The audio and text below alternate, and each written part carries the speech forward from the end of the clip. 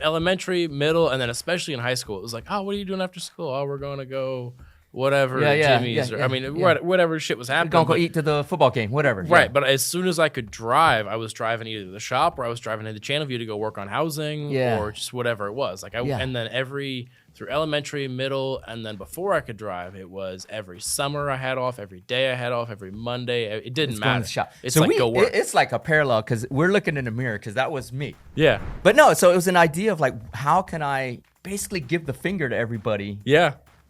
Because once I'm at, it's like, what have you done? Oh yeah. Because I'm a doctor, I'm a lawyer, all that. Okay, so the degree thing was really that title for you. That was that like sense of pride. You had pride in it. Yeah, I had pride in it. It's like something like we came from nothing, and look, I've reached the pinnacle of education. To get to a certain level, you're using entirely different skill sets than what got you to the first level. Yeah. Like you almost start all over again. Yeah. Like you go from the goal of level 1, okay, it's like you beat the boss, but then you start level 2, you got to start all over again, learn a new strategy, whatever, get to the end of level 2, beat that boss, and you got to start all over again. Yeah, you're going straight to newbie. You're newbie again. Yeah.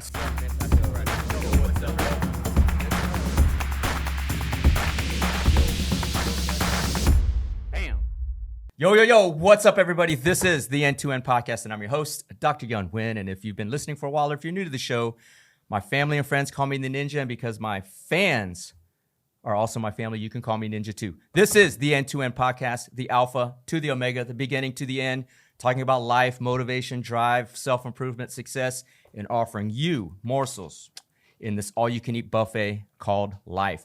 Back in the studio, man, we are encroaching on episode 100. I think this is number 98. This one's going to be a special one.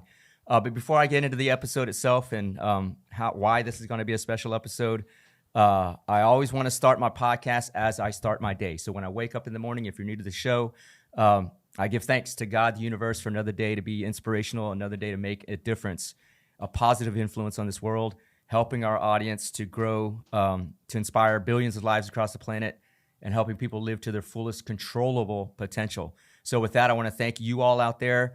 We are growing by leaps and bounds. We were just tallying it up this morning, and we're well close to 25,000 followers and listeners across the planet. So in 2 years, they say it takes 400 episodes to get to 1 million. Episode 98, we're getting there. We're well on the way. So I want to thank you all out there. And if you are new to the show, I do this on my own dime, on my own time. No sponsors, no advertisers, no nothing. So spend a lot of money. There's a whole crew here. They spend a lot of time with edits, all these things to get this show to you. And so with that, I want to thank you all for liking, commenting, sharing, following, and subscribing to the show, to our social medias, all the reels. I really, really appreciate it.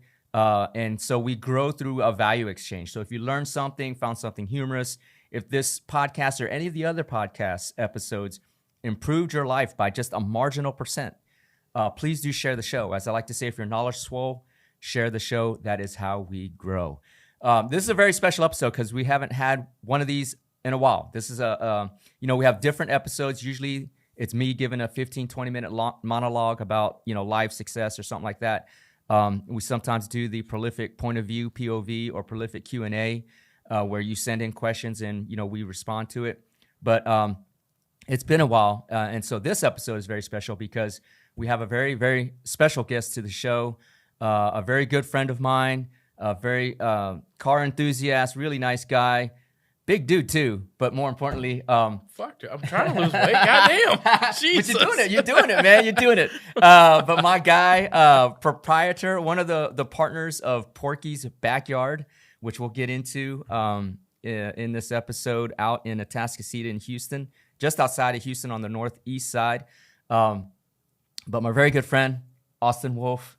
Good to be here, Jan. Thank you, man. Yeah, thank you very much. When I met Austin, before I met Austin, I would say we're in these various car groups, and I'll always see this tag of the Wolf Collection. Yeah. I'm like, who in the hell is the Wolf Collection? And so if you look it up on Instagram, it's the.wolf, as in the animal, WOLF collection.com. I'm sorry, the.wolf collection. This guy and his family, and we'll get into how it happened, just has, you've reached a level of supercar status when you have a collection, right? Like most people have 1, 2, 3 cars, but when you have a collection, that means you've got, I don't know if this is the definition. What would you say a collection is? I mean, I guess past 3, right? I mean, everything past 3 is a collection. Yeah. I guess so. But go look it up on Instagram, the.wolf collection. His family, his brother and his dad own what? Just talk about the collection real quick. Yeah. So it's all my dad, right? I mean, I own 1 car. Mason owns nothing. But it's a collection. Yeah, I mean, yeah. There's a group of them, and I'm trying to get in there, right? I'm trying to make it a thing. Yeah. But yeah, my dad's got the who's got the Matt Evo, the 2 STOs, the Super Trofeo, the F8 Tributo, the Cullinan Z06. The 750S just got in the dealership today. Okay. Don't know where the fuck to put it. So that also is a definition of collection. When you don't have enough space for your cars, you have a collection. Well, I had Porky's, and then the fire marshal made me take them down. We can get into it later, but he made me take them down. Yeah. The Lamborghini Storado, 60th anniversary STO. We got so for those of you that are not car enthusiasts. Oh shit! I didn't say any brands or anything. Jesus. So he just rolled off 6 Lamborghinis, a Ferrari, a Vette, a Rolls Royce. Yeah. He's got 3 Lambos on order coming through. That's a collection. 4, yeah. Including 2 Revueltos. The McLaren just came in, the 750S. Yeah. Oh, gosh. So I don't want to make this a car show. And then the GT500. Hold on, I got one, okay? So I don't want to make this specifically about a car show because, this podcast is about entrepreneurship and self-development improvement. But okay. Congratulations on the car collection. Thank you, man. Dude, it's so much fun. Honestly, I grew up looking at these cars. This was like, I swear to God, I've been reading, the Autos Tostados magazines you find in Houston and the gas stations and stuff. Yes. I was like 8 and 12, like looking at those, looking through all of them. You'd see an Urus pop up every now and again. I was like, holy shit, what is an Urus? Oh my, Lamborghini. And then you just get into it. But now it's, being there is a totally different thing. So that's what I was going to ask you. Again, I don't want to make this a car show, but I just got to get into it. Not a car show. Yeah. Gotcha. No, but, I grew up with posters. Like, I'm a little bit older. And for those of you all who are not on the YouTube, Austin is a young man, 23. But very successful, and we'll get into that. I grew up with cars on the posters, and the closest you can get would be like Motor Trend magazine or I fucking love Car and Driver, and you're just flipping through it at the 7-Eleven. But now, I can't imagine. I'm almost double your age.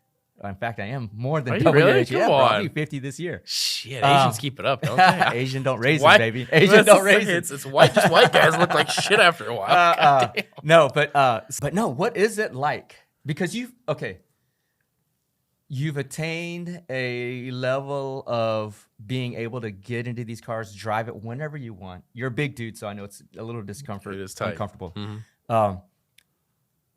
But then how do you see? For me, like the motivation was to get into one of these cars, like because not being materialistic, but there's reward. Like you work hard for reward. You're at 23. You've got 7, 8 Lambos, a McLaren, all these cars. What keeps that drive going now? Truly, I don't claim it. That's my dad. I don't want to say that those are mine. They're not mine. You know what? Half of the Super Trofeo, the half of that Lamborghini race car looking one, I do pay the payment on that one. Okay, good. But the rest of that was all my dad, man. He put in 23 years into his company. He pushed that, did that, sacrificed that, and eventually sold it off to get where he's at. So I hate to claim any of what he really did. Got it. Fair. Definitely grew up in it. Definitely put me in the position where I'm at now. Porky's is my route to, oh my God, everything else. Right. So we'll get into that too. But just the accessibility, man. It's crazy, isn't it? The accessibility. It is crazy. And you speak on it where it's like you hit that level, and then it's a weird thing because, when I was young, it was, and especially went through 2008 and all the real estate pullback and everything else that really hit everybody super hard. We were in the same boat. We're looking at it like, does everything still work? Like, are we moving on, or are we going back to jobs? Like, what's happening? Yeah. And so to get here now, I mean, you do look at what's next. So there's no relation to it. There's no empathy in it because it's something that nobody hits But then you find that wall and you're like, okay, now what? Yeah. What's the next thing to do? And that's why you see these serial entrepreneurs in life. My dad's definitely a great example of that, where he worked 23 years. He retired for like 3 months, and he's just back working because what else do you do? You hit that cap, and you see a bunch of the... You got to have that purpose, man. So let's rewind a little bit and get to know more about you. And the reason I wanted to bring you on is because we both share a similar path. In other words, when I was young, my parents, as refugee immigrants, started a printing shop. And so in the early 80s, they borrowed $50K from neighbors and friends, opened up a print shop, and instantly the business took off. So 50 grand in the 80s. That's a lot of money. money. That's a lot of trust. Yeah, it's a lot of trust. Well, they were known in the community with their neighbors. They, to their word, they promised they did something, they do it. And so over time, they built that trust to ask for the money. And people knew they were hardworking, 2-3 jobs each with 4 boys. But in that story is that I grew up in the family business, right? From elementary school all the way. I remember sleeping in the back of the shop in sleeping bags while my parents were working, and because they couldn't afford daycare, everything was in the business. So the part of that is I say that because you share a similar experience. Very much. So talk about your youth, talk about your dad's business, watching him launch it, kind of from your perspective, and how that is shaping where you're going right now. Gotcha. Yeah, man. So IER was the name of his business. He was, if you don't know too much about him before Porky's or whatever else, he was an electrical manufacturer. So he started IER, Industrial Equipment Recovery, was the initial acronym.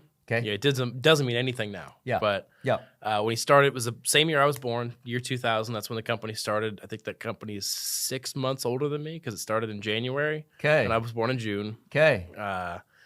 It started in my grandparents' house in their garage, and it started with resale. So he would buy used stuff. He would go into buildings. I've heard these stories from everybody else, right, through my whole life, where he would go into old hospitals. He went into a morgue one time. He went into all sorts of different places, and he'd take a concrete saw and cut the electrical out of the wall and pull it off and take it home in a truck and load it up and drive it home. I mean, he was working his ass off. And just the money in the used electrical market's really interesting because it's, they'll start discontinuing stuff. They'll have new regulations. And so if you've got an old panel and he's got that breaker, well, that breaker's worth 5 times what it was brand new because it's gone. You can't get it anymore. It's like car parts. It's like car parts. Same thing, but electrical, and so it's, that's where it started. It grew up in the garage, and then there was a small office warehouse he was renting for a while. That I don't remember too much of because I'm literally zero when the company started. Right. And then it kind of grew up. The earliest memories I've really got are when he finally moved into the property that he owned at 5910 Hamlin, right there at Bellway 8 and 59. You know where Ritchie Brothers is at, up on the north side? Yeah. It's diagonal of that. Okay. So he's right on the other side. So if you know that area, Haverstock Hills. If anybody grew up in Houston and knows Haverstock, you know Haverstock Hills? I don't, man. Is there a reason I should, or there's a reason I was lucky to not know about Haverstock Hills? So everybody knows Fifth Ward? Yes. Right? It is like everybody in Fifth Ward knows Haverstock. It's that next level of were where? Yeah. Okay. So for those of you all who don't know the Houston geography, Fifth Ward is would be inner city, low income. Oh shit! No. Did you watch Drugs Incorporated on National Geographic? Was that a show you ever watched? Yeah. Okay. Yeah. When they did it, it was the early 2000s, and every drug shipment that came in through Mexico through the cartel used to flow through Fifth Ward. Okay, that's what Fifth Ward was. I'm trying to be diplomatic, but yes. No. I mean, crime. It's what it was. High gang, high drug. But now it's crazy because I'm on the real estate side too, and it's completely transforming into something different. Gentrification, it's like you're living where, but they're nice, brand new houses. Yes. And so it's what it was to what it is. And man, I now know people who dealt coke back when that was a thing, and like millions of dollars, blowing $500,000 in casinos in Vegas. Jeez. And they tell me those stories, and it's like, oh my God, you did what? Because it's something like, as an entrepreneur, you look at it and you're like, oh my God, there is so much money if you could just keep out of the government's hands. But then you come back to reality. Okay, like, exactly. It's like, hey, gray zone. No, but that's crazy. So you grew up not in the best social environments. Well, I mean, it's interesting, right? I mean, my dad, hardworking dude, kept the straight line, never smoked, drank, but I mean, like, not like a serious drunk, level. Yeah. Right. Never drugs. I mean, he grew up in the DARE program hard. Yeah. And so he was always that straight line. I was always around my mom, things like that. So it was interesting growing up around what Haverstock Hills was and where the company was. Because I remember at like 12, I want to say. I mean, we used to have a little boxer, and the alarm would go off at the company, right? Somebody was breaking into the building, something was happening. Yeah. And the cops have it like, I mean, it's City of Houston police. It's not like it's their fault, but there's just not enough of them. So it's like a 2-hour, 3-hour response time. Yeah. We're 20 minutes from the property. We drive down there.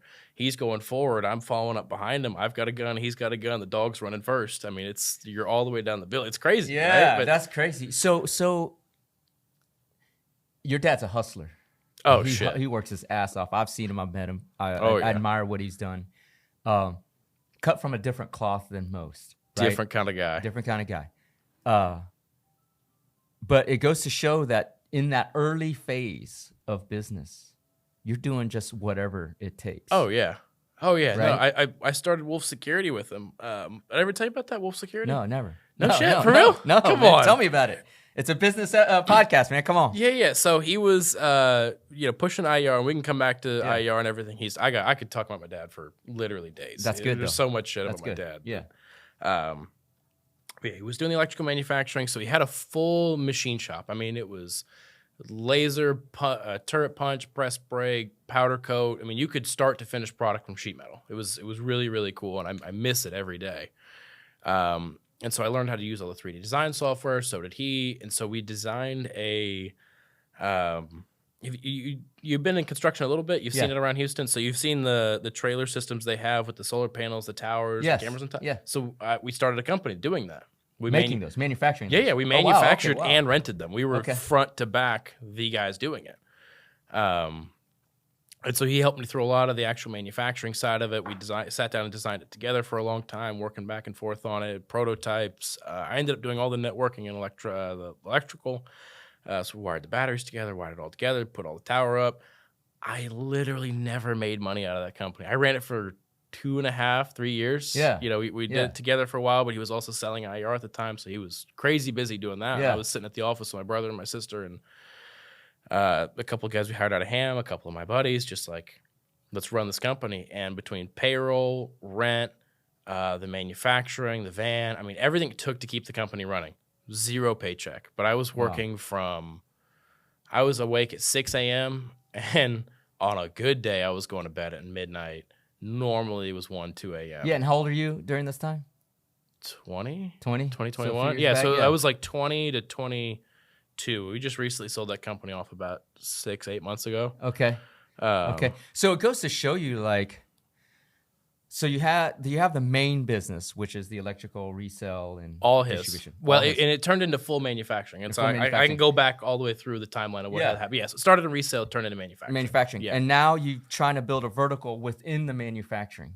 Yeah, which is the security spotlights and all that. Well, it started because he was doing rental housing. It all ties in. It's really weird. It's like, so let's back. I can draw your goddamn flowchart, but it really ties in. You're like a Venn diagram of how the business. So you start he starts the electrical. Mm-hmm. You're now 8, 9, 10, 12 growing up in the business. Well, 0. He starts the business, and then 8 through all of my life, I was in the business. On that side. So did you have a different outlook as a young boy than what your friends were doing? Oh my God! When I was in elementary school, I'm always going to the shop, going to the business, and everybody else is on the streets playing, doing their thing, right? Talk about that. Yeah. So I mean, so elementary, middle, and then especially in high school, it was like, oh, what are you doing after school? Oh, we're going to go whatever, Jimmy's, whatever shit was happening. Don't go eat to the football game, whatever. Right, but as soon as I could drive, I was driving either to the shop or I was driving into Channelview to go work on housing or just whatever it was. Like and then through elementary, middle, and then before I could drive, it was every summer I had off, every day I had off, every Monday. It didn't matter. Shop. It's so go work. It's like a parallel because we're looking in the mirror because that was me. Yeah. And so, when did your dad start paying you? Okay, so So when he so he had two things to pay me, right? Okay. Before 15. Okay. We had a shop. It was like 4,000 square foot, had 25 employees. Yeah. And he had a vending machine in the shop. Okay. So he said, "Look, this vending machine is yours. Shit. You keep it stocked. Whatever money you count, that's your money." Okay. So I'm a greedy bastard. So I'm like every day unlocking it, making sure it's full. I'm like counting it up. So Sorry. it's okay. Heck Yeah. So I'm like, back then this was 80s. I'm $10 a day, $5 a day here and there. Yeah. You're just counting up the change. And then when I turned 15, he officially put me on the payroll. Nice. And then I'd actually do work. But even before that, I would be helping out. Oh, of course. Sweeping floors. Yeah, vending machine doesn't take all day. Yeah, you're right. So, but in terms of an official paycheck, it was, when I was 15, and it was minimum wage back then, whatever that was, $3 an hour, whatever it was. But, I knew in my head, like 16, I'm going to get a car. So I need to get gas money. I need to get, insurance money and all these other things. And so, I said, yeah, let's do this. And so it really didn't, I don't know. It's a double-edged sword for me because I wouldn't trade that upbringing for anything. No. But you always have that, what did I miss out on as a kid? Yep. And so, but I wouldn't trade it for anything. It turned out my dad bought me a car anyways and gave me a credit card to pay for gas. So I didn't. So I'm just saying. I'm just saying. I'm just saving my money, bro. I'm saving my money. Yeah, dude. So and this is with my 3 older brothers too, who are much older than me. So, and so it's the same thing. I've always wondered. I guess that would be the theme of this podcast: is second generational entrepreneurs. Yeah, it's different, isn't it? It's entirely different, man. It's entirely different because you lose out on the credit too. They don't give you any. credit. No credit. They're like, no, your dad did. Yeah. You're here because of what he did. That's it. Is true. It's of course I give him full credit every day. Yes, absolutely. But at the same time, I have gray hairs at 23 for a reason. Like I worked my ass off. But people don't know that because when you see your parents in survival mode. Mm-hmm. You kind of kick into your survival mode too. Like, let me do whatever I can to help them. Yeah. Because it's for you just see what it takes. You see what it takes, which I think in today's view of education, and we're both educated guys, that's missed out on a lot. I don't know how you got that far in college. I finished the bachelor's, but you went all the way. I don't know how you did it. Well, okay, so that goes back to the story. We left. It's perspective. My parents, we left after the Vietnam War. Mm-hmm. And immediately after the war, we had extended family still back in Vietnam who were, quote, captured and re-educated and all that. So you said, quote, I mean, it happened, right? It happened. Oh, yeah. Concentration camps, got kind of re-education camps in the whole that's a whole different level of shit y'all went through. Yeah. So in America, when I was young, my dad would always be, hey, man, education is almost free here. Like it's free up to a level, but then, but you're getting the best education on the planet. Mm-hmm. And here's the thing: is once you put something in your mind, no one can ever take it away. You could be in solitary confinement, but it's in your mind. No one can take it away. I think about that all the time. Yeah. Like if I was dropped in the middle of nowhere and I had to start over, I would be so far ahead of so many other people. That's the thing. It's like I know I could go do it. Yeah, like, that's it would suck. That's the thing. That's the thing. So. And so now I'm like, fuck, well, let me just push it all the way and see how far I can go. So I got all these advanced degrees and all that, which has helped me in the law firm and all these things. But I go back to that education, watching my parents as entrepreneurs. Mm-hmm.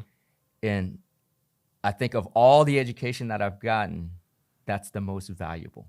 Really? That's the most valuable. Oh, yeah, with your dad. With my dad. Yeah. Learning how to do business and learning how to survive. Of course. Because I see this in people that grew up like us.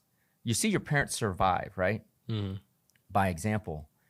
So then that gives you the sense of confidence. You say, if I was dropped off in the middle of nowhere, I could survive. Mm-hmm. It gives you that confidence to know that nothing can phase you. You can always restart, fail. You can, figure 100%. It out, right? So, and my dad was big on that growing up. That was his thing. Is like, you're going to be independent, be able to do anything by yourself, whatever it needs to be. Yeah. And then we'll from whatever it needs to. Well, and so now you don't have kids yet, but that's I have 2 kids, teenager, and I think that is the goal of parenting. Mm-hmm. It's not to be their friend. It's not to be on top of them all the time. It's not to be do this, do that, do that. It's to make sure they can survive on their own. Mm-hmm. That independence. The skills to handle themselves. Because you're not always going to be around. No. Right? That's crazy. Right, it's really screwed up, but it's there. Yeah, it's there. So, man, that's crazy. So the upbringing is very, very close. So then when did you realize that? Let me go. So you're a teenager. Did your dad, as he's becoming more and more successful, as the family business is getting more and more successful, did he say, hey, you got to go to college? Or was it expected, or kind of what was it? What was the idea here? Oh, that's an interesting. Damn, you do have some interesting. It's only somebody who's like done it and like seen it, so you can really throw that at somebody. Yeah. Because you're making good money. Right. The business is making good money. You really don't need college. No, you didn't. And actually, and the reason I ask that too is also because in today's age, there's a question of whether college is actually worth it. Oh, that's a tough one. You see what I'm saying? I'm gonna go with no. Yeah. But it depends who you have around you, right? I mean, if you don't have the right people around you to show you what you need to do to move forward. Yeah. I can certainly see where changing that environment and going to college, in addition to the book stuff, right? I mean, but just having that group and being able to move that forward, I can see where that might be worth it. Right. Admittedly, there's a place for it, but no, if you have enough drive, you don't need it. Yeah. My dad didn't go to college. Shit. Exactly. Yeah. Wait a minute. My dad didn't go to college either. Yeah. At all. Which is why I wonder how you got so far. How did you get so far with like law degrees and stuff? And you didn't even. Your dad didn't do it. He didn't care. They didn't even understand. I'll be like, yeah, I'm going to college. Okay, sure, go for it. So what was your motivation to go? You know, honestly, I if I really am honest with myself, is probably a deep-rooted insecurity. Okay. Right? Because we're just dumb and you're Asian? Come on. Nah, man. What are you talking about? But you're talking about in the 70s and 80s, like Asians weren't totally integrated in America yet. Fair enough. I didn't grow up there. There's a lot of there's still a lot of animosity with the Vietnam War. Mm-hmm. Who are all these people coming to our country? I don't want to say it was racist, but there were some undertones. Then Japanese, but I grew up on Naruto. I never had a problem. My stepmom's Asian. Like I knew Asians when I was born. That was it. So it's different for you. But you know, and then as a young boy growing up, mostly in Houston, you know, there was a sense of being an outcast a little bit. Really? Yeah. Because again, we're in these neighborhoods where there's not a lot of Asians, not a lot of. That's interesting. See, because when I grew up, in it was Atascocita High School. Yeah. Diverse as hell. Yeah. I mean, that's a little bit different. I mean, that's out there. It was almost rural. When I grew up, at that time. Yeah, you're not kidding. Right. Yeah. So, and so with that, it was like, okay, I had a sense that I had a higher, this sounds a little conceited, but I had a sense that my intelligence level was a little higher. And so, I mean, I don't want to be elitist or anything, right? But it's like, okay, there are dumb people in the world, and I'm just not one of them. I'm sorry. Right. And so, how could I essentially prove that I'm better? Oh man! Than my peers. You're gonna want to cut the. You're gonna get so much negative shit about this. But that's about winning. I'm a winner at heart. So if I'm like, how do I separate myself to accomplish something so out there that very, very, very, very, very, very few people could say. But dude, I'm white. I can't agree with this. This is just. I get a lot of shit about this kind of talk. You might, careful. You own a business, so you don't ostracize too many people. But no, so it was an idea of like, how can I basically give the finger to everybody? Yeah. Because once I'm at, it's like, what have you done? Oh yeah. Because I'm a doctor, I'm a lawyer, all that. Okay, so the degree thing was really that title for you. That was that like sense of pride. You had pride in it. I had pride in it. It's like something like we came from nothing, and I've reached the pinnacle of education. Yeah. Okay. You see what I'm saying? Because most doctors, and I think I've said this on the podcast before, most doctors become doctors because either their parents are a doctor or they had some life-changing event where like, I got to go take care of people. Yeah. Which I love taking care of people. But it wasn't like one day I woke up and I was like, man, I got to be a doctor or else I won't be happy. No, but you touched on it, and I'm gonna cuss. Like, it's gonna be bleep. Everybody's gonna know what I'm saying. But like, it's that fuck you attitude that's so important. That is what it is. It is such a driver. You know, and so I think you're hitting on. This is supposed to be like my interview of you, but you're finding more shit about me, bro. It was really that. Like I really walk around with a big chip on my shoulder. Like I may be diplomatic and nice and all that, but I really walk around with two Fuck big, you. No, two it's big okay. fingers on my shoulders. Yeah. Because it's like, okay, what the fuck are you? Yeah. And I don't judge people, but I know people are judging me. Yeah, it's like, I don't care what you do. Yeah. But if when you come after me and you say, if I did or didn't, or you're going to try to judge, fuck you. Fuck you. Yeah, that's it. That's it. So I really, really, really grew up on a big chip with. Oh yeah. I still carry chips on my shoulders. Does your dad have that, or is that new to you? My parents had it. My mom more so than I did. Really? Than he did. Okay. My dad's got it. Because there's a couple times where, again, this is, in this early 80s.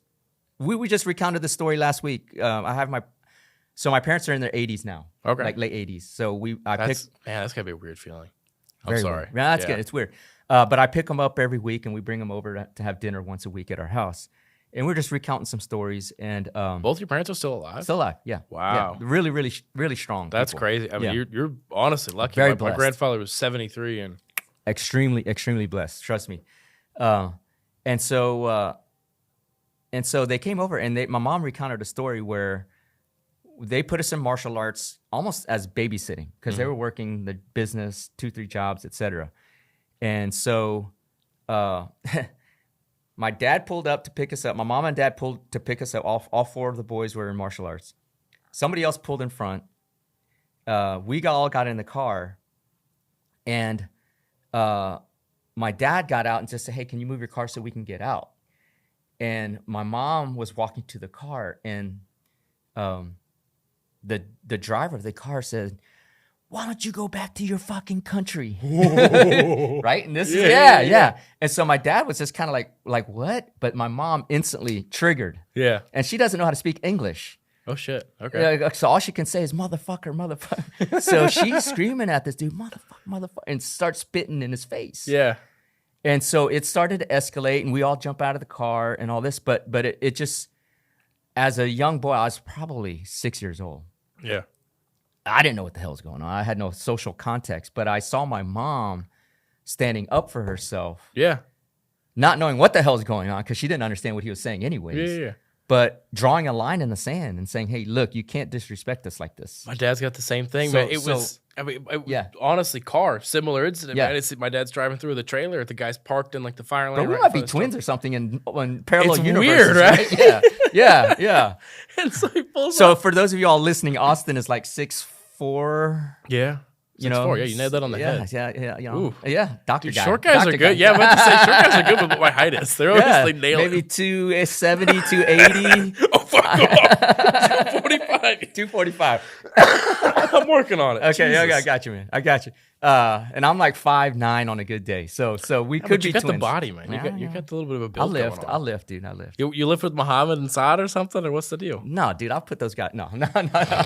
No, they're way bigger lifters than I am. But no, I played lacrosse in college, bro. So I had to. Did you really? Yeah. Ooh, so I made it that far in sports. I blew my knees out. I got a hernia. But you're a big dude. Like I hurt myself. You're a big dude. No, but drawing the line in the sand, I think that gets that's where the whole FU chip on my shoulder. Mm-hmm. But I think I find that and you can share your thoughts on really successful people.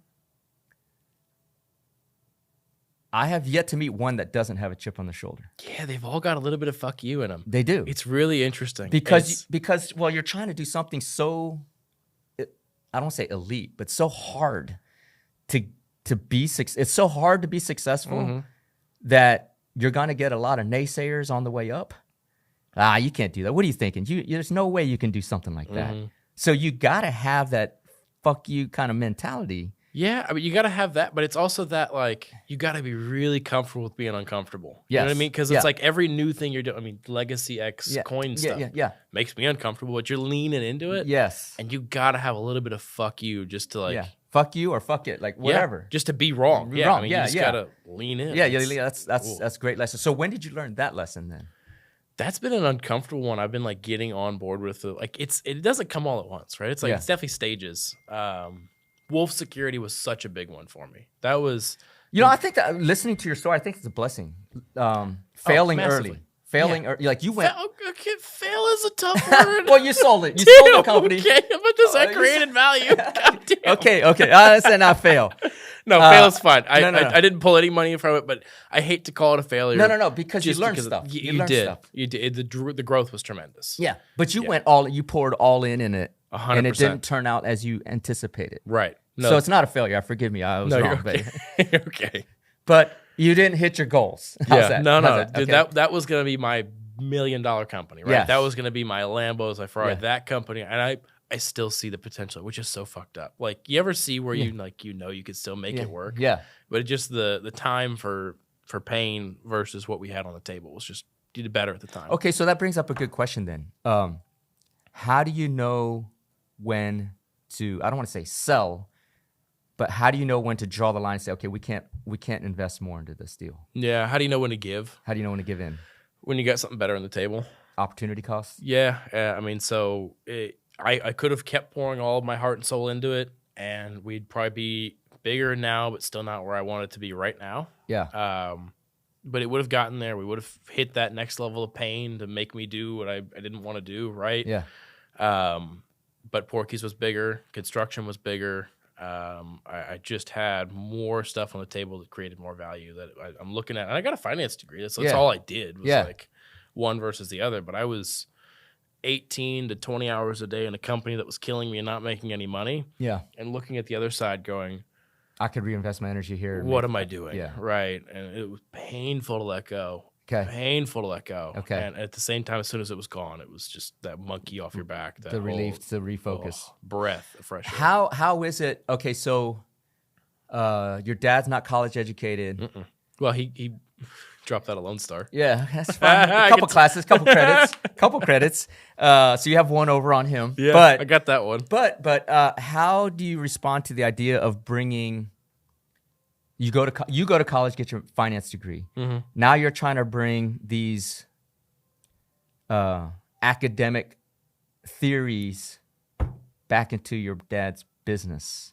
Did that ever happen, or like that happened to me? Because Did it really? Yeah. Well, I went to school while they're. You got a law degree. I mean, that's yeah. Well, that's a good one. But before that, but it's I got a business degree. Nobody gives a fuck about a business. It's versatile, man. Well, I say the best MBA is the real world of business. Yeah, yes, exactly. Right. So, and that's where college is important. If you want to get a license in law or medicine, architecture, go to school. Oh yeah. Otherwise, if it's business, just start a business. Go do it. I dare you. But the idea is bringing kind of like formalized processes into a family-run shop. Okay. You see what I'm saying? So my dad, dude, I don't know what it is about my dad. I hope I've got whatever this like thing is, but you know the whole COVID deal, right? Yeah. You know that happened? Yeah. So you're familiar with the idea of just-in-time manufacturing, JIT? Yeah. Toyota started all that shit? Yeah. Okay.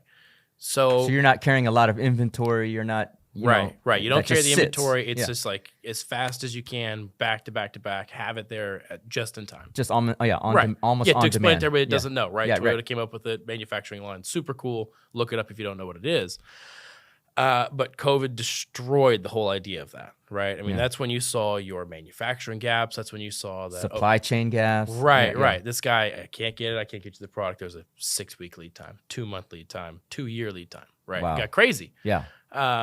My dad, like I said, I don't know what it is about him, but he called it out when it came out. When Toyota started doing that, and all the manufacturers, Eaton, Square D, Siemens, all started switching to just-in-time manufacturing. He invested in $1 million worth of inventory stacking. So it's literally, he just didn't have enough square footage, so it was a 2.5-story tall machine of just shelves and inventory.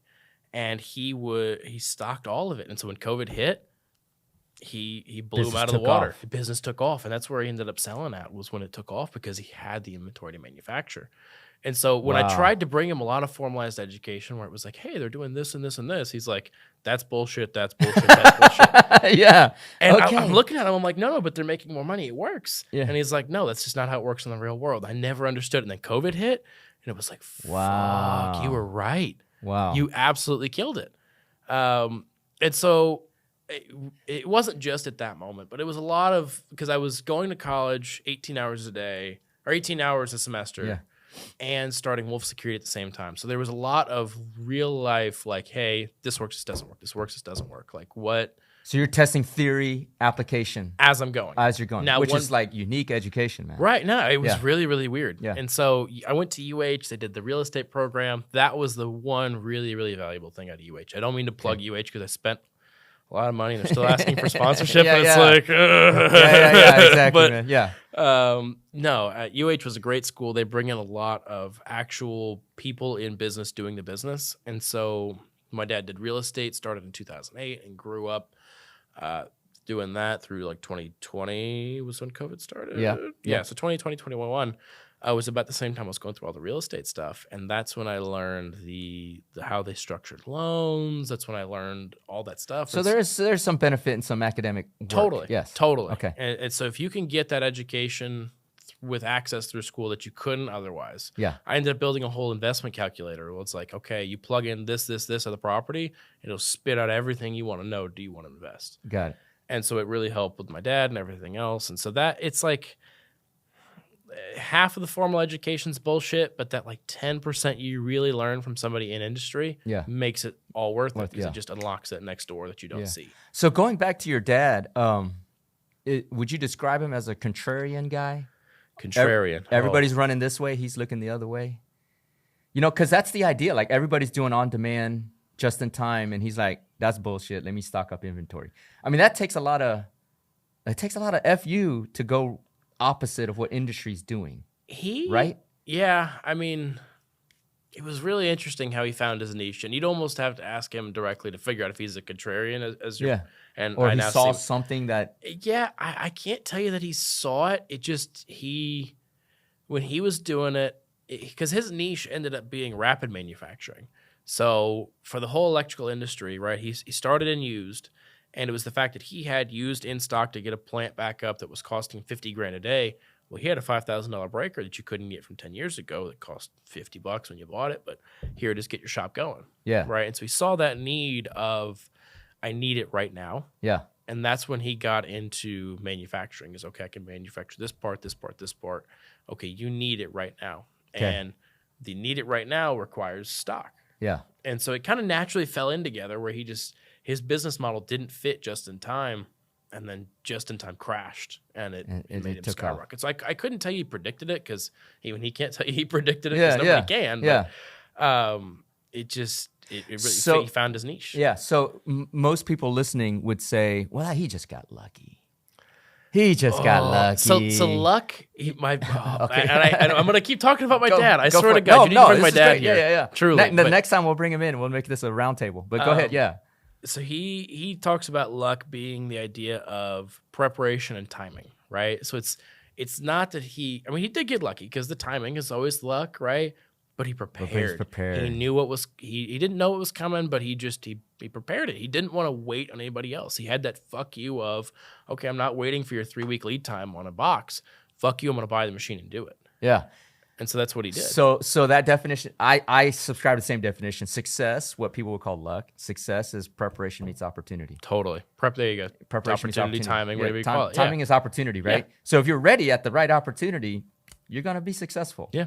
So it's the willingness to prepare. Mm-hmm. You could prepare and be totally wrong. Yeah.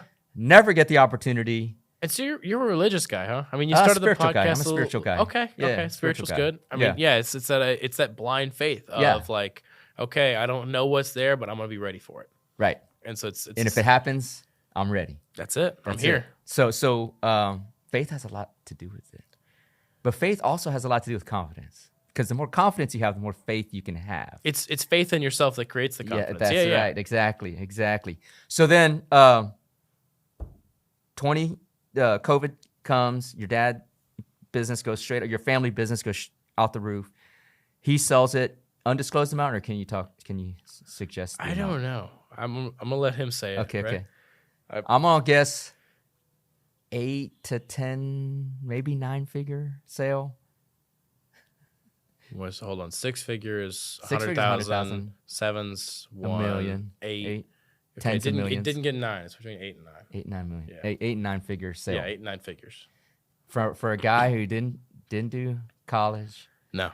Ripping old electrical parts from old. Cutting them with concrete saws out of a building. Oh, yeah. To 20 years later. Yeah. Professional, standardized manufacturing, creating codes for Entergy. Yeah. Right. I mean, he's like literally showing them how to do what they're supposed to be doing. Yeah. It's crazy. So the American dream is he proved it. Yeah.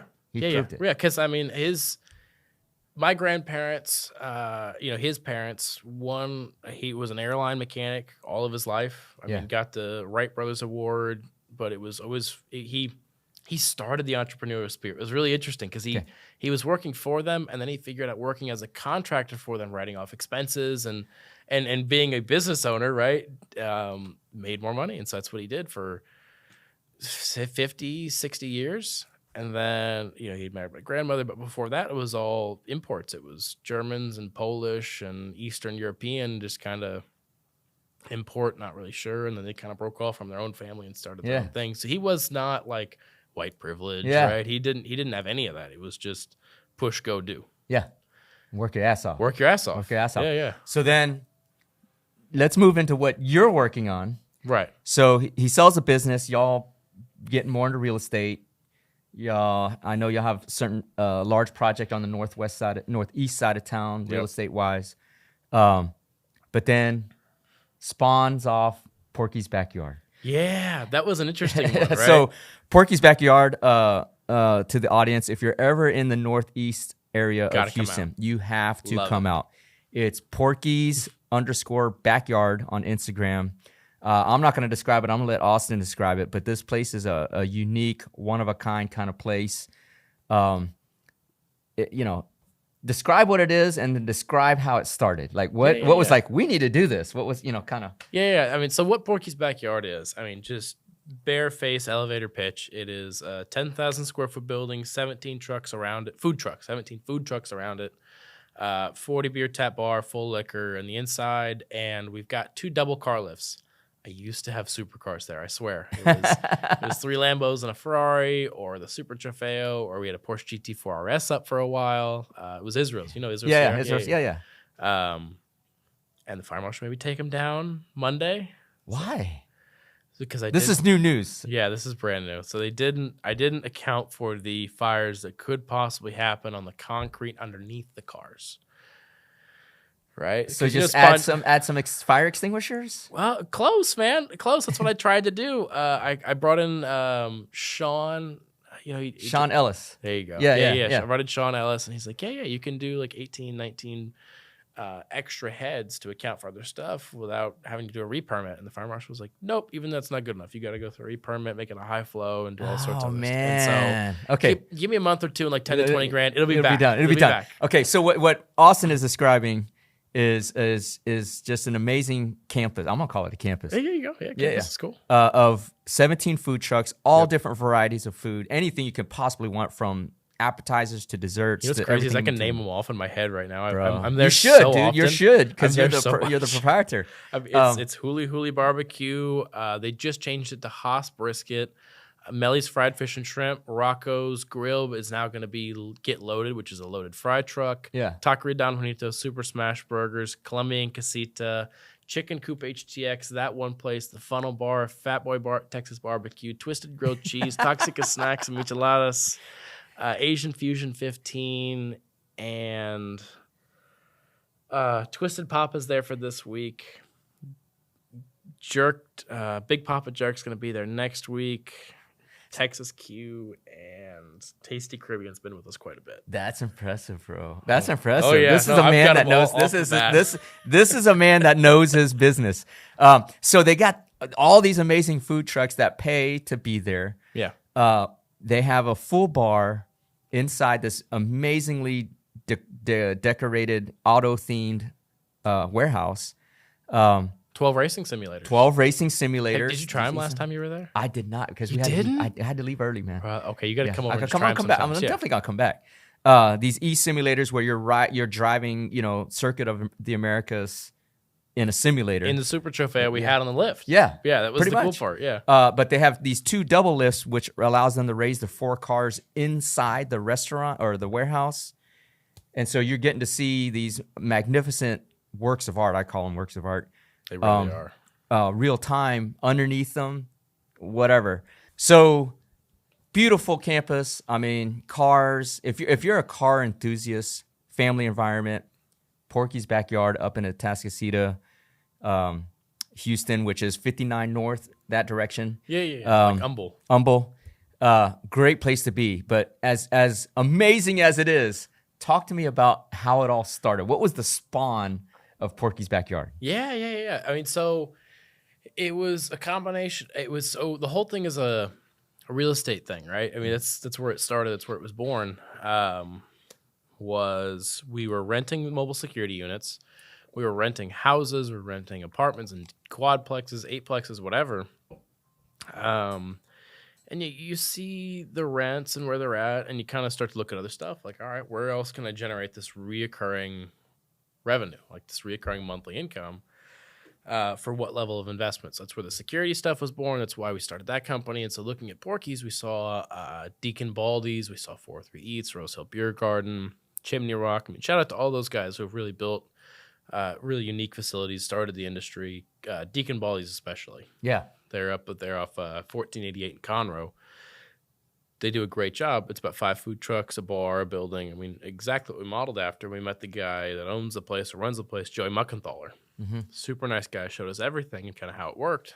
And after that, we saw where the level of investment, when I had that calculator I was telling you about earlier, right? You're right.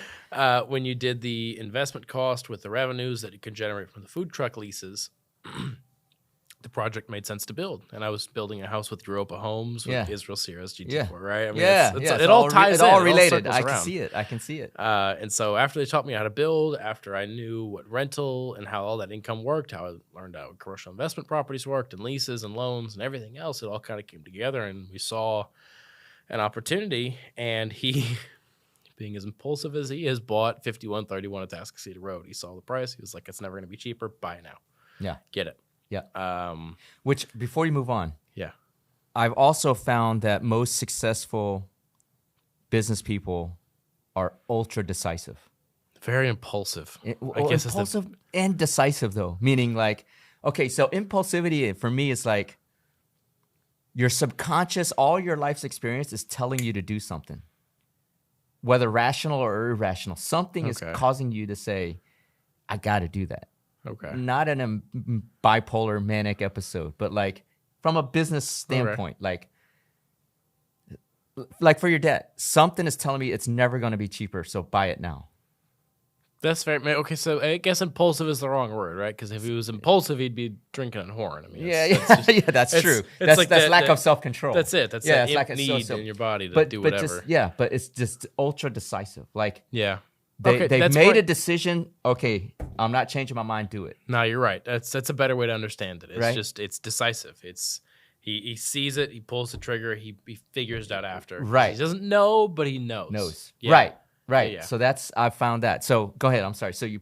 I appreciate it. It's a better way to understand. Because you always try to understand other people and then try to get that level of where you're at. That helps. Yes. I didn't look at my dad like decisive instead of impulsive before, but it makes sense. Yeah. Well, because it happens to me. Like, I'll be doing something. I'm like, no, I want to do it now. But people are like, why? I'm like, just don't ask. I have a hard time explaining why. Yeah. Just please do it. Yeah. Because, again, it's something in my mind, just either something I read, experience, all of it together that's saying, this is the right move. Yeah, that's something I'm having to learn. I'm having to learn to trust that. It's weird. It's an instinct, but because to unpeel it and unpack it and explain it,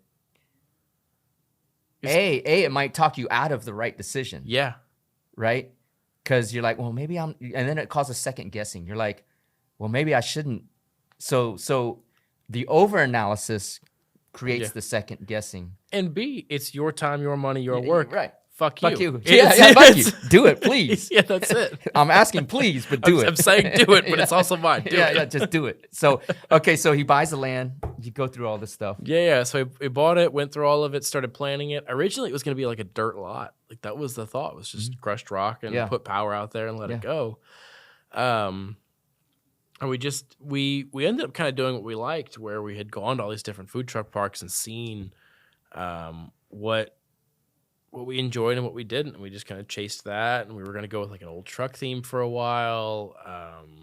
And can't go with trucks if you got a collection. You can't go with trucks if you got a collection. Because we looked at each other like, what do we really enjoy? It's like, okay, we enjoy supercars, right? Yeah. And so we'll have classic shows. We enjoy the stuff. We'll end up getting them on the lifts again. Yeah. But yeah, it was like supercars were just that much cooler. You've had several events since the grand opening a few months back. The car shows are fantastic. Thank you. I appreciate it. The crowd that comes through, very respectful, car enthusiasts. 100% shout out to Raneem Abu Salem. Okay. She's our event coordinator. Absolutely kills it. Yeah, That's 100% top-notch. her. I hand it all off. I say, it's your problem. Yeah. Actively, she'll bring me issues. Yeah. And I'm like, that's you. That's not me. Yeah. It's your idea. You take care of it. But live music, DJs. Yep. All that. It's quite an Every experience. weekend. Every Friday, weekend. Saturday, Sunday. So if you come on out, plan to spend several hours because it's that kind of an environment where you can have a really, really good time for the whole family. Porky's _backyard. I got to ask, though, because I grew up in the 80s and there was a movie called Porky's. Oh, yeah. Is there a correlation or relation? Can you get into that? Yeah, I can't. And if you're a millennial or a Gen Z, go watch Porky's. Yep. Okay. Yep. So that all came about. It's my stepmother's favorite movie. Okay. So she doesn't. I mean, she's English second language, so she understands. She could speak all that good stuff. But movies are always tough. Right? Yeah. And I understand where movies and second languages are tough. Yeah. So she hasn't watched a lot of them, but Porky's was one of her favorites, and we were. And you say she's Thailand. Thailand. Okay. Yeah. Okay. She's Thai. Okay. So we were working on names for like 2 or 3 weeks. I mean, it was a long time. We were just pounding through it, all sorts of different names. And we were thinking about what's going to eat, what does. And so the pig came about, Porky Pig, like from Looney Tunes. And then Porky's, it was, it's like, no copyright infringement. Porky's backyard. Porky's backyard. Different thing. But but similar, but inspired. And I just had Ray watch this weekend. She's been laughing all. Oh, has she? This whole week. She's like Lassie, ooh, oh shit. Here he goes, Porky's. Oh, shit. That is funny, bro. So, as a young proprietor of a food establishment now, so to speak, what are some of the lessons learned, man? Like sometimes you got to get Hams on this thing. He's such a bigger food guy than I am. Well, but you're in the business. So. I am. But yeah, look forward to Hamza. I hope you bring him on. Hamza I will. Ali. Hamza, come on through, brother. Super Smash Burgers, Rolling Fatties. He's in the Galleria Conservatory and Post. Okay. Super nice guy to work with. Love this guy. Got it. I didn't want to be in food.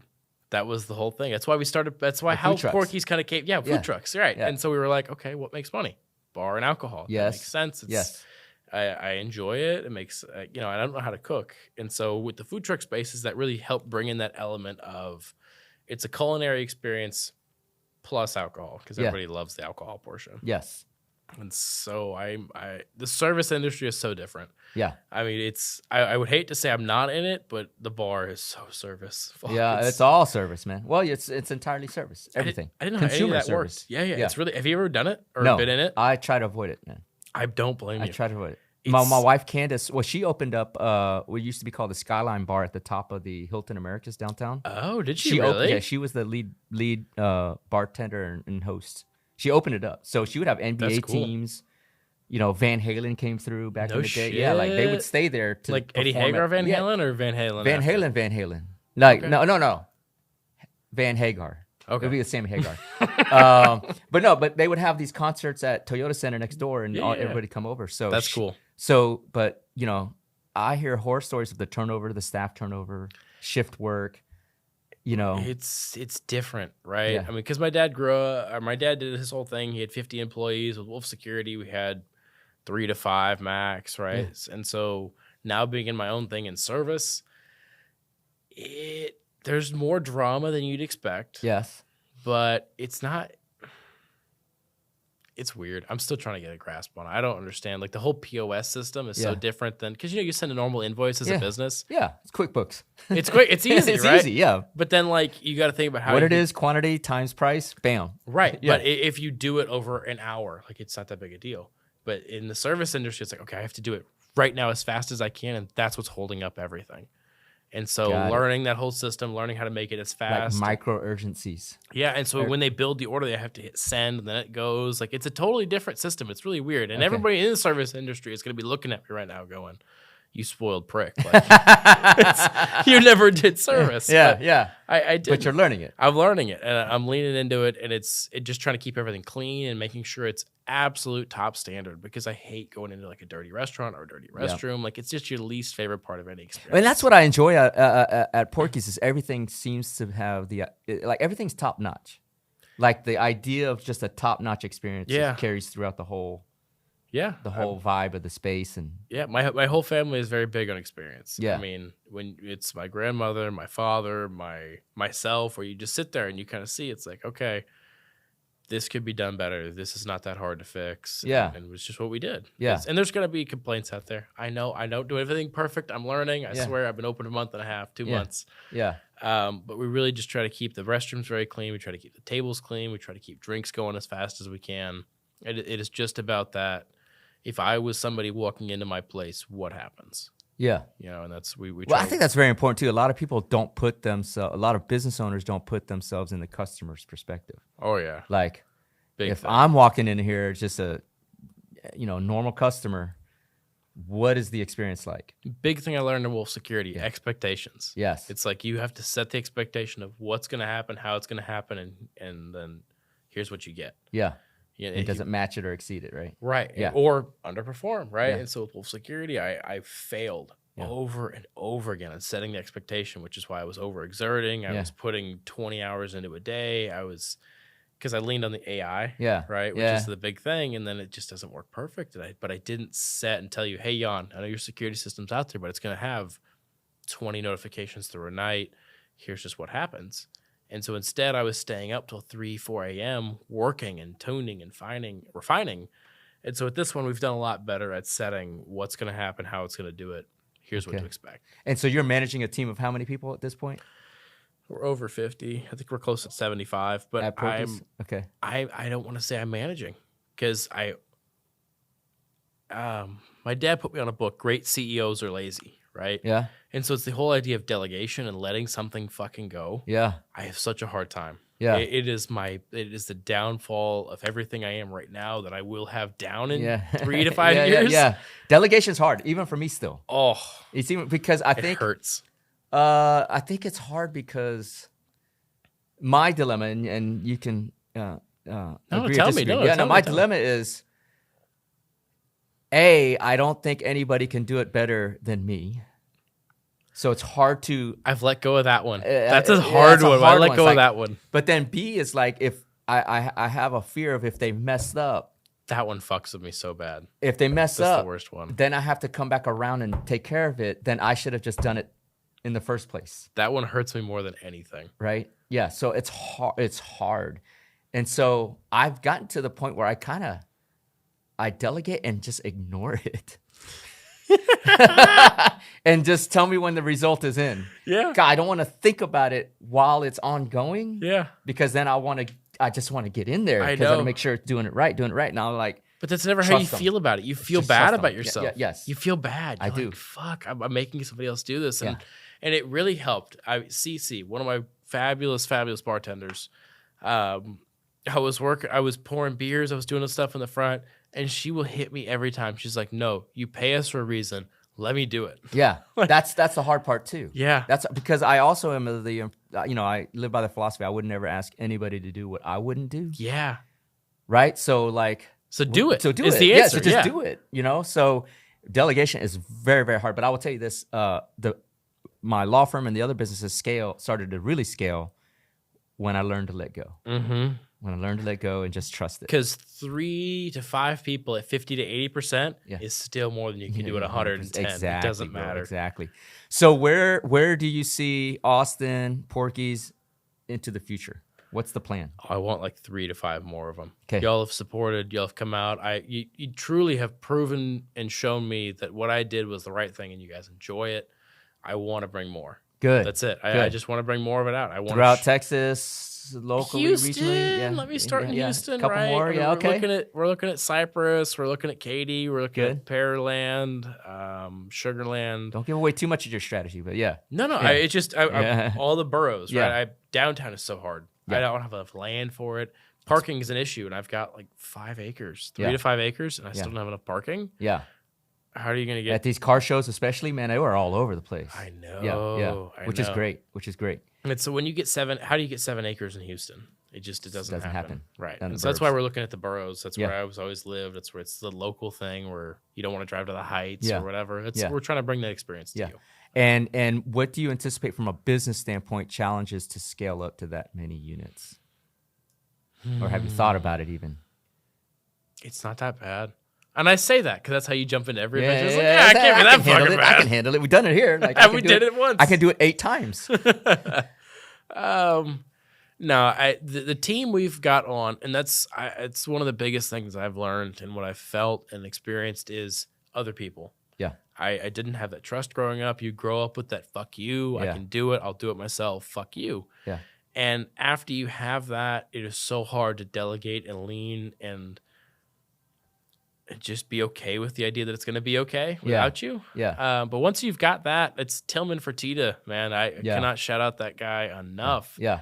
He has just grown and built in what he did, and that's what I'm looking to do. Is okay. That's awesome. I have the team. I trust the people. The system works. Do it again. Yeah. But just be less of you and less of you until it grows out of you. Right? Yeah. So it's like any other business experience. That's fantastic. It just grows. That's fantastic. It's more uncomfortable every time. If you didn't, I think you feel it. You feel it. I think it is. People don't understand this. Like, to get to a certain level, you're using entirely different skill sets than what got you to the first level. Yeah. Like, you almost start all over again. Yeah. Like, you go from the goal of level 1. Okay, it's like you beat the boss. Mm-hmm. But then you start level 2. You got to start all over again. Yep. Learn a new strategy, whatever. Get to the end of level 2, beat that boss, and you got to start all over again. All these, each time you're leveling up, it's starting all over again. Yeah, you're going straight to newbie. You're newbie again. Yeah. So going from 1 Porky's to 2 to 3, different challenges, different. Yes. Yeah. And it's just that comfort with being uncomfortable. Yeah. It's that, okay, I'm willing to be 0 bottom bitch. Yeah. What do I got to do? All over again. All over again. But I think that, that at 23, bro, that's a valuable lesson to know and learn. I don't know what I'm going to do in my 40s. I'm nervous. Just over an empire, bro, and like instead of a collection of cars, it'll be a collection of yachts or something. Yeah, but you say that. What, seafair? Hell no. Not for 6'4". No, I'm not scared of boats. It's just they're expensive as hell. If it flies, floats, but on your path, bro. You're on your path. I mean, you'll be. I envision nothing but great things, man. Just it's just that next level, because you're getting bored, right? Like, you find a level where you're a little bit bored, and you're trying to find the next thing, because you didn't have to do Legacy X. No, I didn't. You didn't. You don't have to do this podcast. Yeah, you're not here for. But it's it's. You're sometimes, bored. No, not bored. Sometimes, come on. No. I think. I don't want to say I'm a winner. Okay. But I think people like us are wired to just put the gauntlet down. You know what? I mean, yeah. I don't know that I could do this, but let me give it a shot and see what happens. But if you weren't doing this, what else would you be doing? Okay, so the podcast is just a natural. When you get to a certain age, because I'm more than double your age, you want to give back. Okay. Okay, so this is the podcast. It's like, okay, let's go back philosophically. I believe the universe, spiritually, ultimately, the karma, balance, the scale, always balances out. Right. The yin and yang, it always balances out. So if I've been lucky in my life, if I receive too much luck, what's the counterbalance to that luck? Something negative has to happen. Okay. So if I've been given a lot, how do I offset that negative whatever that's down the pipeline? I give back. Okay. So that this podcast, in a way, is my spiritual rebalancing, because I'm giving away my experience and knowledge gained over almost 50 years for free. Ooh. Okay. So, I grew up Mormon. Okay. Okay. Yeah. Just to throw it out there, actually, enough, right? Yeah. It's where it all stems. I grew up Mormon, and I kind of detracted from the faith, Yeah. and I haven't been a big faith guy since. I have not. This been has a big nothing to do with religious guy. faith. Nothing to do with faith. It doesn't. But it kind of does. Spiritual. It same 6'1". Okay, 6'1". I mean, Okay. there is a God is something, right? Yeah, and yes. so, so if you didn't. Okay, so the way I'm seeing it, I'm gonna try to interpret it back so we're on the same page. But you see yourself receiving, or you see selfish enjoyments in life as a negative thing against your ultimate karma, and you have to go back and do something else to upset it. No. Okay, so let's say you live purely selfish. Let's say you were doing this podcast for just you, selfish, money, gain, whatever the hell it was. Yes. Does that fuck with your karma? So is it your intention or is it the action itself? Okay, so it is. Right. Okay. No. You're right. No, you're not right. Okay, you got a point. So if this was my only deal where I'm making a shitload, I'm Joe Rogan. Okay. Of podcasts making, I don't know, $200 million a year, whatever he makes, $80 million a year. Hopefully, right? I want to be back when you're doing that. Yeah, you're coming through. I would still have to find a way to rebalance that blessing. That's what I'm saying, though. So it's not a negative. Right, but you're giving back as this for repayment for your other blessing. If this takes off, does that therefore cause another repayment? No. Or does your intention in it make a difference? No, this is a repayment for what I've already gotten. Right. That's what I'm saying. But does your intent, like let's say if the intention was different. Oh, it's all about intention. It is? It is. So not about result. Not about result, because intent. Okay, so that blows my mind a little bit. No, because I have a philosophy that everything's just energy. Everything is energy, wavelengths, vibration. If you go back to the Bible, it's like, and God spoke, "Let there be light." Speaking vibrates your vocal cords, which creates waves. Ooh, so you're a literal vibration energy. I'm a vibration energy guy. Okay. Right? God said the word, and then it became, right? Okay. Word is energy. It's vibration. It's coming from your vocal cords to create. So if energy can't be created nor destroyed, it only can transfer forms. If I'm reaping the blessings from the universe, law firm's good, supporting hundreds of families, changing lives and stuff, something has to offset that somewhere, somehow. Okay. There's got that positive deposit has to square out with some, and I'm going to assume it's negative, unless I resquare it myself through active donation of time, gift, whatever. It's like a rebalancing so that I'm avoiding the negativity while reaping all the blessings that I sow. Yeah. Correct. So it's an energy thing spiritually and karmically. See, I've had the benefit of an East-West upbringing. Like my parents are Buddhists, but I've also grew up in a Christian, predominant country. So I see both. Yeah, I see. It's like religious turmoil over here. Right? Totally different levels. No, but it's shit. Like, but I'll give you, and I'm, nothing against Catholicism or anything like that. But you sin, you create the negative, repent, bring you back to square. Right. It's the same kind of. It's concept. The same thing. Yeah, it's the same kind of concept, right? If you've sinned, you got to repent, and now your karmic energy, your spiritual energy, is back to square. Yeah. So it's the same idea. If I've gotten all the religions kind of get in the same zone, zone. Okay, that's why you're spiritual. I see it. Okay, bro. I study them all, bro. I study them all. Because I've read the Bible, read the Quran, read the. I never read the Jewish one.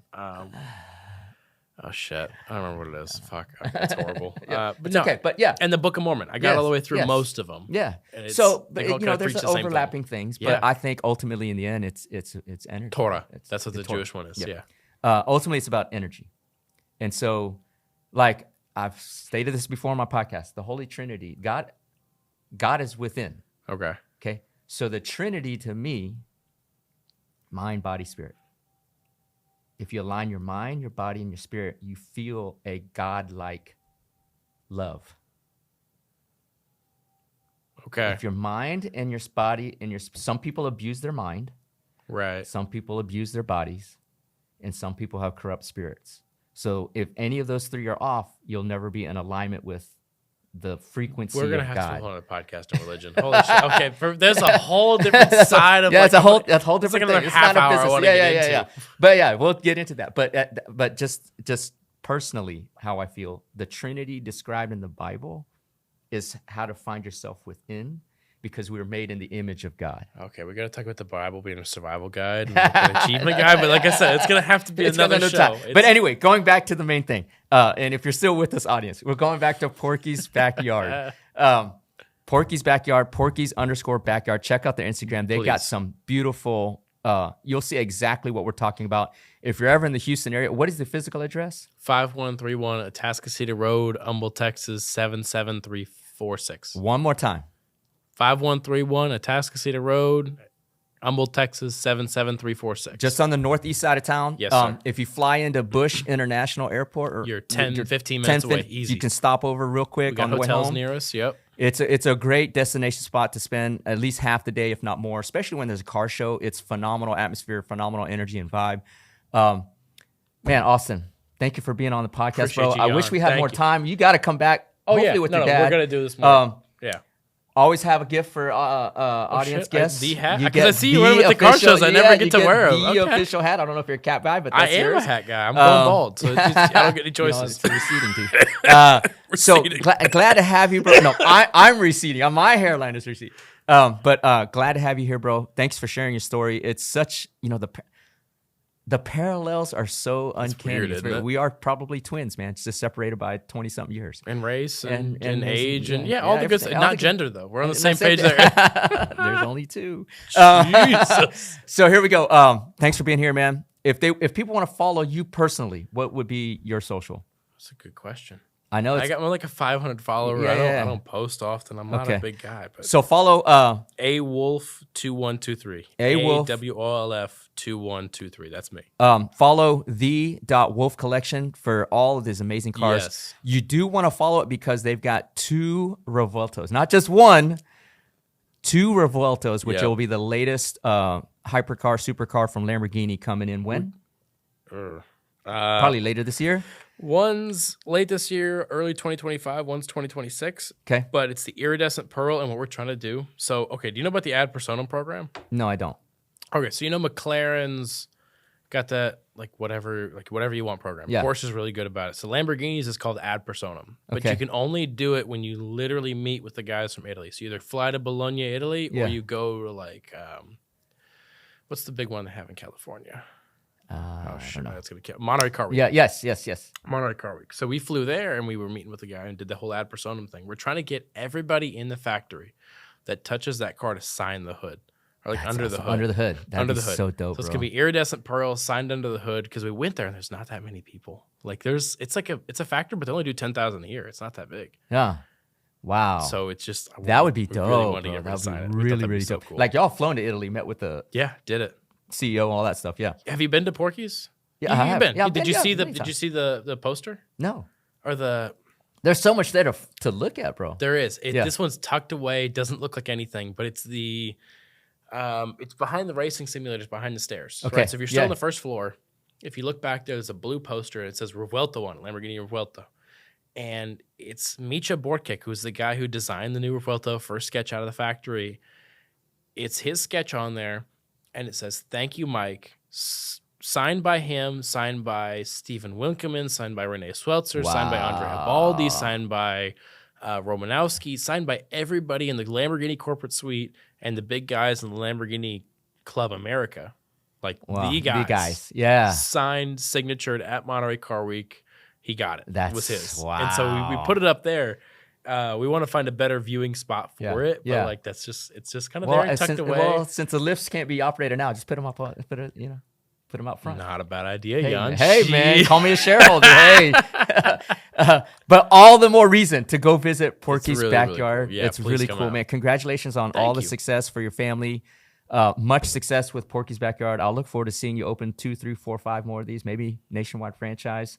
We'll be following your career, man. You're always welcome back. Much appreciated. Glad to have you here, man. Anytime, Jan. Thank you, man. Thank you, brother. Thank you, brother.